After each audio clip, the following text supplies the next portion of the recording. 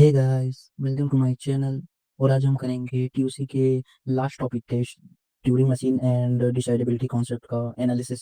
तो सबसे पहले स्टार्ट करते हैं मेरी जी के टॉपिक वाइज टेस्ट 2 से, जिसमें मेरे 15.68 मार्क्स ही बने हैं आउट ऑफ 25, क्योंकि इसमें वैसे क्वेश्चन टफनेस 82% टफ क्वेश्चन थे, only 5% medium and 11% easy question था। सो इसमें 105 कैंडिडेट ने अटेम्प्ट किया था, इसमें से हाईएस्ट मेरा ही था। तो पेपर थोड़ा टफ ही था, बट सिली मिस्टेक भी हुई थी इसमें काफ़ी, मैं आपको बताता हूँ। तो चलिए इसका एनालिसिस करते हैं। सबसे पहली जो गलती मेरी हुई थी वो हुई थी context free grammar, Chomsky normal form से। यहाँ पे मैंने थोड़ा सा गलत कॉन्सेप्ट पढ़ लिया था कि माइंड में वो पता नहीं कहाँ से आ गया था कि सी एन एफ में एप्सिलॉन प्रोडक्शन होता ही नहीं है, but C N F can produce epsilon also, but only in starting symbol. So ये मेरा इसीलिए गलत हो गया था। सो इसको मैं अपने कॉन्सेप्चुअल मिस्टेक में डालूंगा।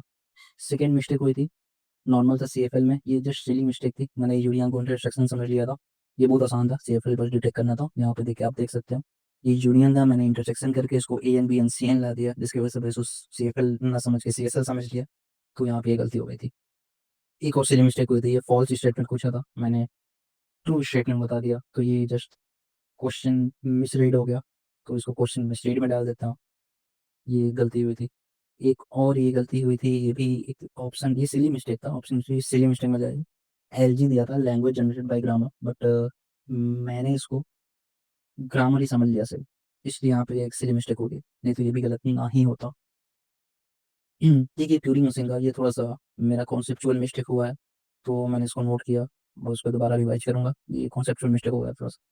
और एक 17 लास्ट क्वेश्चन भी गलत हुआ था, ये थोड़ा सा डिफरेंट टाइप का था, बट ये सही होना चाहिए था, बट गलत हो गया, तो इसको भी मैं कॉन्सेप्चुअल में ही डालूंगा। तो ओवरऑल मेरे 6 रॉन्ग हुए थे, जिसमें से 3 मेरे सिली मिस्टेक हुए हैं और 3 कॉन्सेप्चुअल में डालूंगा मैं उसे। सो ये रहा मेरा कंप्लीट एनालिसिस मेडिसी का। अब करते हैं गो क्लासेस के टॉपिक वाइज टेस्ट 4 के एनालिसिस, जो कि था क्लोजर प्रॉपर्टी और लैंग्वेज क्लास डिटेक्शन पे। तो इसमें मेरे 18.33 मार्क्स बने थे आउट ऑफ 25। ओवरऑल 88 टू 90 लोग ने दिया था, इसमें से 7th रैंक मेरी थी। 12 क्वेश्चन करेक्ट हुए थे आउट ऑफ 15, बस 3 इनकरेक्ट हुए थे, बट जो 3 इनकरेक्ट हुए थे वो 2 मार्क्स के थे, इसीलिए मार्क्स बहुत ड्रॉप हो गया है। बट सिर्फ 3 ही गलत हुए थे, और गलत भी हुए तो सिली मिस्टेक ही थी। ये एक बस कॉन्सेप्ट, एक बहुत ही अलग कॉन्सेप्ट था, बाकी सिली मिस्टेक था। जैसे कि ये सिली मिस्टेक हुआ था मेरे से फाइनाइट लैंग्वेज का। फाइनाइट लैंग्वेज लिखा था, मैंने उसको रेगुलर लैंग्वेज समझ के उसकी क्लोजर प्रॉपर्टी बता दी कि सबसेट में भी वो क्लोज नहीं होता है, बट वो फाइनाइट लैंग्वेज था, फाइनाइट लैंग्वेज सबसेट में क्लोज होते हैं।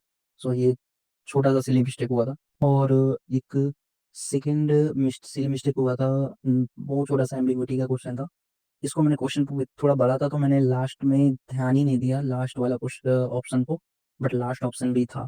मैंने एक ही ऑप्शन को देखा, मैंने सोच के दूसरा देखा, तीसरा देखा, तीसरा आधा देखा, मैंने कहा एक ही होगा, एक ऑप्शन लगा के इसीलिए मिस्टेक हो गया मेरा। एम्बिगुअस ग्रामर से था, इसमें थोड़ी सी सिली मिस्टेक होगी, थोड़ा ध्यान से करता।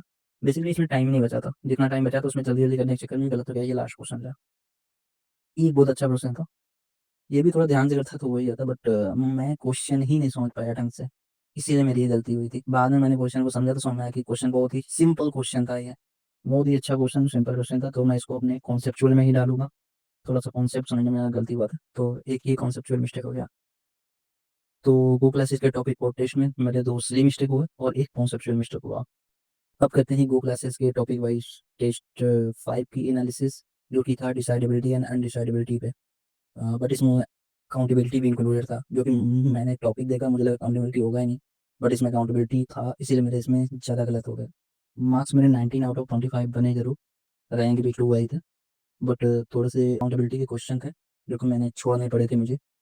तो उसमें मैंने 13 ही अटैम्प्ट किया था आउट ऑफ 15, जिसमें से 12 करेक्ट हुए थे, एक इनकरेक्ट हुआ था, तो ओवरऑल मार्क्स 19 बने था। में मेरी एक ही मिस्टेक हुआ था, वो मिस्टेक था सी एफ एल लैंग्वेज से, सबसेट से रिलेटेड था, तो ये कॉन्सेप्चुअल में जाएगा।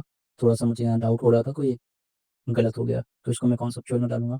और जो मैंने छोड़े हैं क्वेश्चन, वो मोस्टली काउंटेबिलिटी अनकाउंटेबिलिटी पे था, जिसका मैंने रिवीजन ही नहीं किया होता, इसलिए मुझे छोड़ना पड़ा इसको, क्योंकि काउंटेबिलिटी के क्वेश्चन इतने आते नहीं गेट में, बिल्कुल रेयरली आते हैं, तो मैंने इसको अभी छोड़ ही दिया था। और इसमें सिलेबस में लिखा होता तो शायद मैं रिवाइज करके जाता, बट सिलेबस सिर्फ काउंटेबिलिटी एंड अनकाउंटेबिलिटी लिखा था, सो मैंने ध्यान नहीं दिया था।